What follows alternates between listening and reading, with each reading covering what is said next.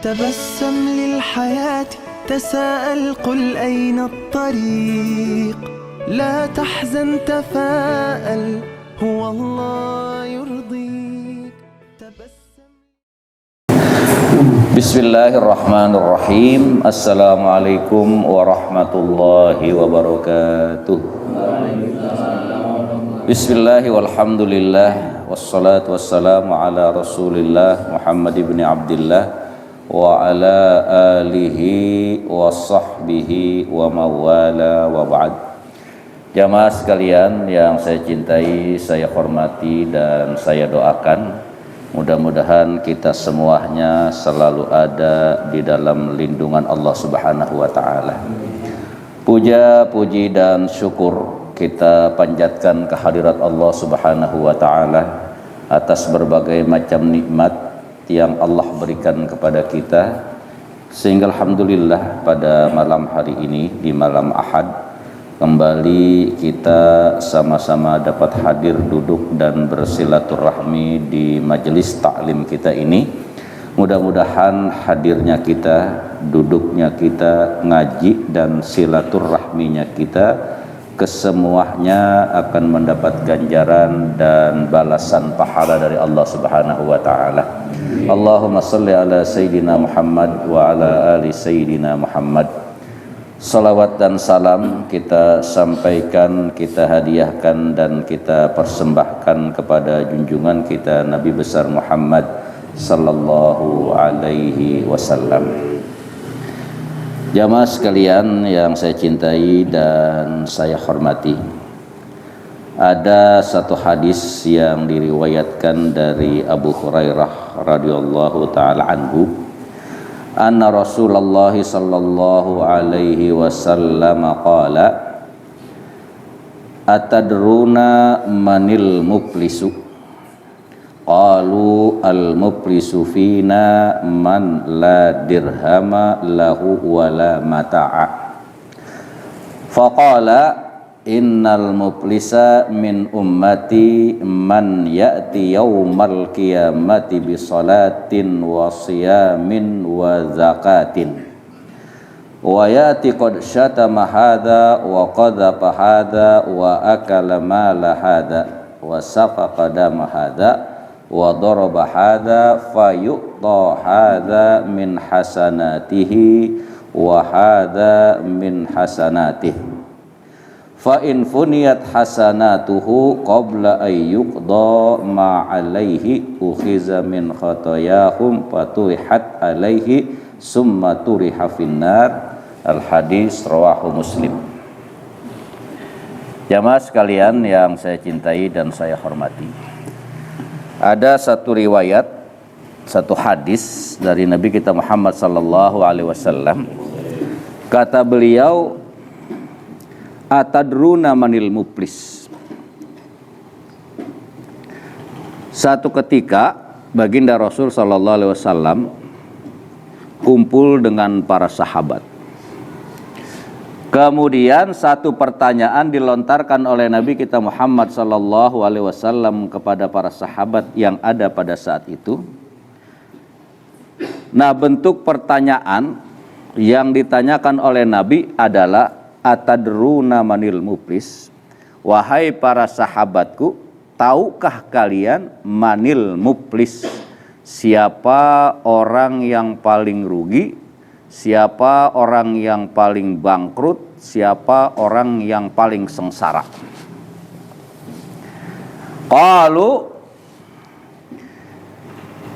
Nah, ketika para sahabat mendapat pertanyaan dari Rasulullah SAW tentang siapa orang yang paling bangkrut hidupnya, maka para sahabat pun menjawab, al-muflisu fina man la dirhama lahu wala mata. Kata sahabat, ya Rasul, sesungguhnya orang yang paling sengsara, orang yang paling bangkrut kehidupannya di antara kami itu adalah mereka yang enggak punya duit dan enggak punya harta. Nah, seandainya kita pun ditanya seperti itu, siapa orang yang paling bangkrut, barangkali kita juga jawabnya sama seperti itu. Siapa di antara kita orang yang paling sengsara? Mungkin kita akan menjawabnya adalah orang yang nggak punya duit, nggak punya harta. Nah, ketika baginda Rasul Shallallahu Alaihi Wasallam mendengar jawaban dari para sahabat, yang kata sahabat bahwasanya orang yang paling sengsara, orang yang paling rugi, orang yang paling bangkrut itu adalah orang yang nggak punya uang, orang yang nggak punya harta. Faqala, lalu apa kata Nabi kita Muhammad sallallahu alaihi wasallam? Innal muflisa min ummati man yati yaumal qiyamati bi salatin wa siyamin wa zakatin. Ketahuilah wahai para sahabat, sesungguhnya orang yang paling sengsara, orang yang paling menderita, orang yang paling bangkrut dalam kehidupannya itu adalah mereka dari golongan umatku man ya'ti yaumal qiyamah bi sholatin wa siyamin wa zakatin. Adalah orang yang semasa hidupnya mereka itu sholatnya rajin, gak pernah ketinggalan sholat. Bukan hanya yang wajib mereka kerjakan, yang sunnah pun mereka dirikan. Wa siyamin, mereka juga rajin puasanya. Bukan hanya Ramadan mereka melaksanakan ibadah puasa, puasa-puasa sunnah pun mereka jalani. Wa zakatin, mereka juga bayar zakat. Nah,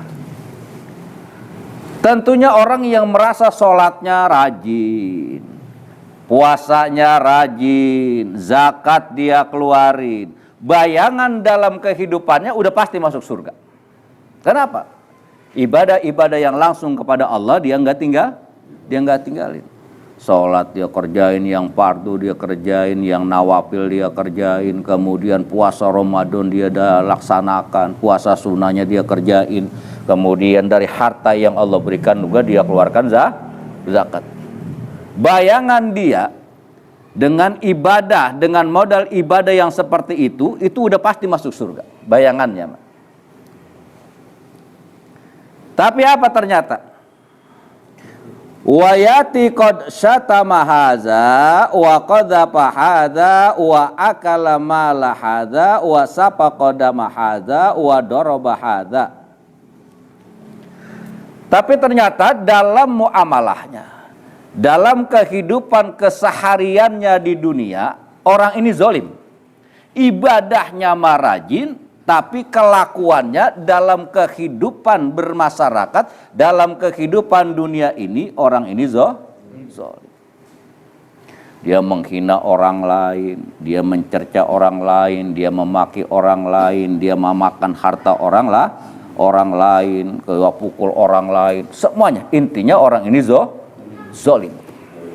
Ibadahnya rajin. Semua kewajiban-kewajiban yang Allah wajibkan dia kerjain.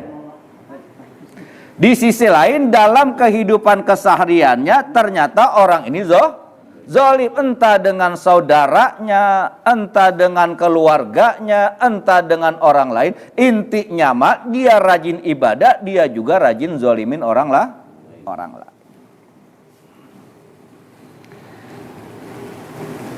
Fayu'ta hadza min hasanatihi wa hadza min hasanatihi. Nah, kelak di hari kiamat, ketika ada orang yang ibadahnya rajin, sholatnya rajin, puasa rajin, zakat dia keluarin, bayangan dirinya itu udah pasti masuk surga dengan modal ibadah yang banyak. Kemudian di hari kiamat, di mahkamah yang sangat amat adil dan tidak ada kecurangan, kemudian datanglah manusia yang lain. Sebegitu banyaknya manusia yang mengacungkan jari. Lalu mereka memohon, meminta kepada Allah, mengadu kepada Allah Subhanahu wa ta'ala. Ya Rabb, itu orang benar sholatnya rajin. Itu orang benar puasanya rajin. Itu orang benar zakatnya dia keluarin. Tapi di sisi lain, ya Rabb, kami ini dalam kehidupan dunia, kami ini pernah dizolimi. Ternyata bukan satu orang. Banyak yang mengadu kepada Allah, minta keadilan dari kezaliman orang itu. Akhirnya apa yang terjadi? Fayu'ta haza min hasanatihi wa haza min hasanatihi. Pahala yang sudah dia tanamkan, pahala yang sudah dia kumpulkan semasa hidupnya dari sholatnya, dari puasanya, dari zakatnya, akhirnya semuanya dilimpahkan. Dialihkan kepada orang-orang yang pernah dia zolimi. Nah, si A minta keadilan karena pernah dizolimi, akhirnya pahalanya pindah ke A. Kemudian si B minta lagi keadilan yang pernah dizalimi. Akhirnya apa? Puasanya, pahalanya dipindahin lagi ke B. Terus sekian banyaknya. Habislah segala kebaikan. Habislah segala pahala-pahala yang pernah dia lakukan. Fa'in faniyat hasanatuhu qabla ayyuqdama alaihi. Dan ketika seluruh pahalanya habis sudah.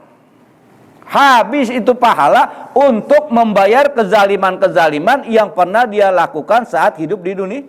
Pahala sholatnya habis, baik yang wajib maupun yang sunnah. Pahala puasanya, baik yang wajib maupun habis semuanya. Pahala zakatnya pun ludes semuanya.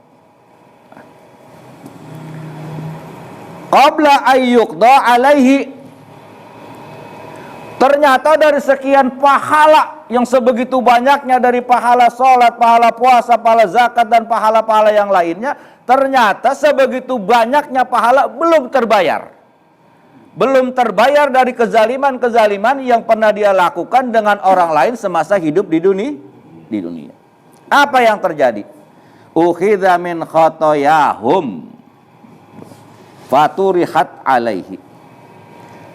Karena tidak mampu, pahala yang pernah dia lakukan, dia kumpulkan, tidak mampu ia pakai bayar kesalahan-kesalahan dan kezalimannya. Akhirnya apa? Sudah. Dosa-dosa yang punya orang zolim, dosa-dosa orang yang pernah dizalimi ini dipindahin kepada apa? Kepada orang yang zolim. Padahal saat hidup di dunia dia rajin ibadah. Habis pahalanya dipakai bayar, belum cukup itu semuanya. Akhirnya dosa-dosa orang yang dizalimi dipindahin kepada orang yang zalim itu. Kira-kira bisa dipaham gak ini? Nah, dibebani lah. Seluruh dosa-dosa orang yang pernah dizalimi di dunia dipindahin, dibebani kepada orang yang zalim itu. Padahal dia ahli ibadah, pahalanya banyak. Habis sudah. Pahala enggak ada, tinggal yang ada apanya? Dosa orang lain yang dia tidak pernah perbuat, tapi karena dia zalim dipindahin. Apa yang terjadi pada akhirnya? Summa turiha finnar. Pahala udah enggak ada, ngebebanin dosa orang lah, dibebani dosa orang lain, summa turiha finnar. Pada detik akhirnya dia akan dilemparkan ke dalam neraka. Kira-kira bisa dipaham enggak nih? Nah, apa intisari? Pelajaran, nasihat yang bisa kita ambil dari hadis Nabi kita Muhammad sallallahu alaihi wasallam, bahwa dalam kehidupan ini kita tidak cukup menjalani kehidupan ini hanya hablum minallah, hanya yang terkait kepada Allah, hanya berbentuk yang ibadah kepada Allah, ya salat, ya puasa, ya zakat, itu kan langsung kepada Allah. Tidak cukup. Tidak cukup untuk kita bisa masuk surga hanya bersandarkan kepada hablum minal. Tetapi harus apa? Harus ada hablum minan nas. Harus ada yang terkait dengan hubungan kepada manusia. Artinya bagaimana? Kepada Allah kita beribadah, kepada manusia kita berbuat baik. Jangan pernah berbuat kezaliman-kezaliman yang pernah kita lakukan saat hidup di dunia, itulah yang akan mengkikis, menghabiskan pahala ibadah kita yang pernah kita lakukan di dunia. Belum cukup pahala kita pakai bayar, akhirnya dosa orang yang kita zalimi dibebani kepada kita. Penuh diri kita dengan dosa. Padahal kita sholat, kita puasa, kita zakat, kita ibadah. Ternyata apa? Pahala kita hilang semuanya, yang ada beban kita adalah dosa. Tidak ada tempat lain bagi orang yang banyak dosanya kecuali apa? Turiha finnar. Kecuali mereka itu akan diceburkan, dicebloskan ke dalam neraka. Maka untuk itulah pelajaran yang bisa kita ambil. Beribadahlah langsung kepada Allah, tapi jangan lupa berbuat baiklah, berhubungan baiklah kepada sesama manusia. Dengan demikian hablum minallahnya jalan, hablum minannasnya aja. Kalau dua hal ini kita jalani dalam kehidupan, maka insya Allah kita akan masuk ke dalam surganya Allah Subhanahu wa taala. Wassalamualaikum warahmatullahi wabarakatuh.